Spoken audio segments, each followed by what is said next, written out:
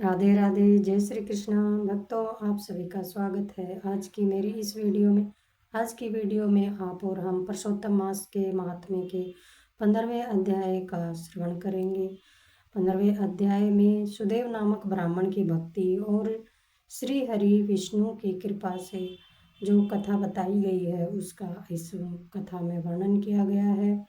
इस अध्याय में सुदेव नामक ब्राह्मण है, वह पुत्र प्राप्ति के लिए भगवान की आराधना करता है, भगवान की भक्ति करता है, लेकिन उसके भाग्य में पुत्र सुख नहीं रहता है।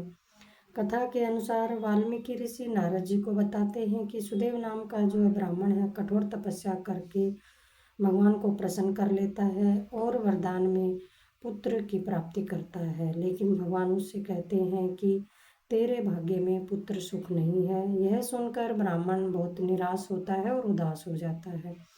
लेकिन इसके बाद भगवान के वाहन गरुड़ जी ने सुदेव पर कृपा करी है और श्री हरि से एक बार फिर प्रार्थना की है।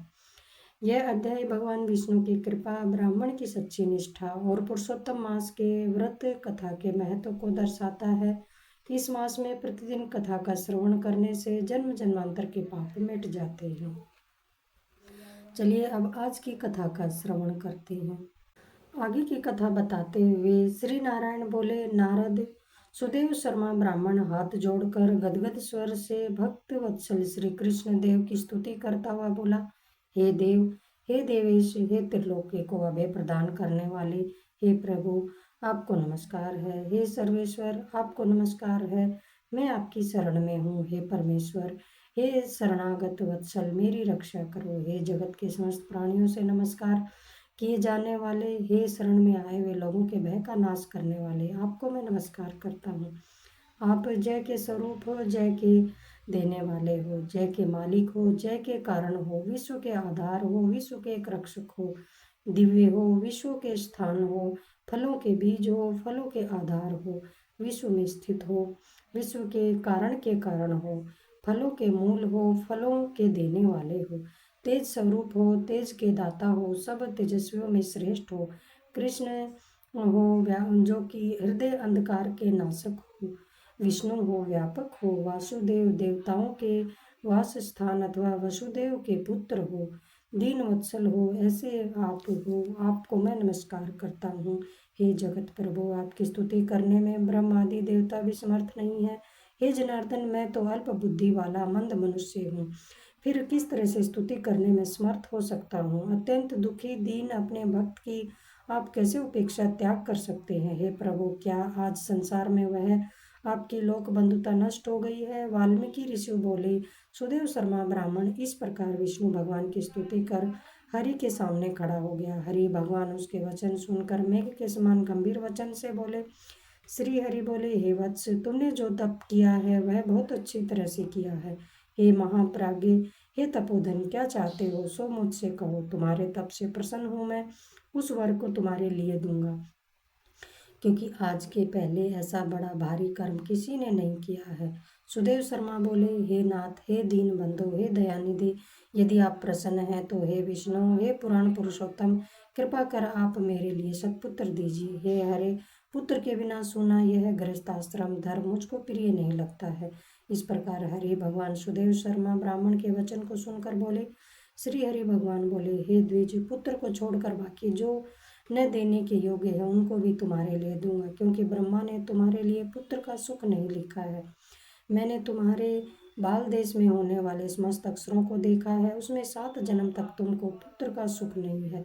इस प्रकार वज्र प्रहार के समान निष्ठुर हरि भगवान के वचन को सुनकर जड़ के कट जाने से जैसे वृक्ष के समान वह सुदेव शर्मा ब्राह्मण पृथ्वी तल पर गिर गया है। पति को गिरे हुए देखकर गौतमी ऋषि अत्यंत ही दुखी हुए और पुत्र की अभिलाषा से वंचित अपने स्वामी को देखते हुए रुदन करने लगी। कुछ समय के बाद धैर्य का आश्रय लेकर गौतमी ऋषि गिरे हुए पति से बोली। गौतमी बोली, हे नाथ, उठिए उठिए, क्या मेरे वचन का स्मरण नहीं करते हैं। ब्रह्मा ने भाल देश में जो सुख दुख लिखा है वह मिलता है। रमानाथ क्या करेंगे, मनुष्य तो अपने किए कर्म का फल भोगता है। अभागे पुरुष का उद्योग मरणासन पुरुष को औसत देने के समान निष्फल हो जाता है। जिसका भाग्य प्रतिकूल है उसका किया हुआ सब उद्योग व्यर्थ होता है। समस्त वेदों में यज्ञ दान तप सत्य व्रत आदि की अपेक्षा हरि भगवान का सेवन श्रेष्ठ कहा गया है, परंतु उससे भी भाग्य बल श्रेष्ठ है। इसलिए हे भूसुर, सर्वत्र से विश्वास को हटाकर उठिए और शीघ्र दैव का ही आश्रय लीजिए। इसमें हरि का क्या काम है। इस प्रकार उस गौतमी के अत्यंत शोक से युक्त वचन को सुनकर दुख से कांपते हुए गरुड़ जी विष्णु भगवान से बोले। गरुड़ जी बोले, हे हरे, शोक रूपी समुद्र में डूबी हुए ब्राह्मणी को उसी तरह नेत्र से गिरे हुए असुर धारा से व्याकुल ब्राह्मण को देखकर, हे दीन बंधो, हे दया सिंधोष, हे भक्तों के लिए अभय को देने वाले, हे प्रभु, भक्तों के दुख को नहीं सहन करने वाले आपकी आज वह दया कहाँ चली गई है। अहो, आप वेद और ब्राह्मण की रक्षा करने वाले साक्षात विष्णु हो। इस समय आपका धर्म कहाँ गया है। अपने भक्त को देने के लिए 4 प्रकार की मुक्ति आपके हाथ में स्थित कही गई है। अहो, फिर वे आपके भक्त उत्तम भक्ति को छोड़कर चतुर्विध मुक्ति की इच्छा नहीं करते और उनके सामने 8 सिद्धियां दासी के समान स्थित रहती है। आपके आराधन का महात्म्य सब जगह सुना है, तब इस ब्राह्मण के पुत्र की वांछा आप आज पूर्ण करने में आपको क्या परिश्रम है।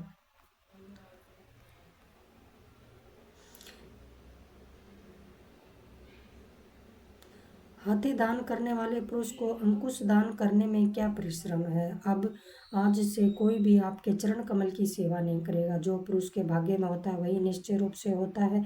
इस बात की प्रथा आज से संसार में चल पड़ी है और आपकी भक्ति रसातल को चली गई है, अर्थात लुप्त हो गई है। हे नाथ, आप करने तथा न करने में सर्व स्वतंत्र हैं। यह आपका सामर्थ्य सर्वत्र विख्यात है। आज वह सामर्थ्य इस ब्राह्मण को पुत्र प्रदान न करने से नष्ट होता है।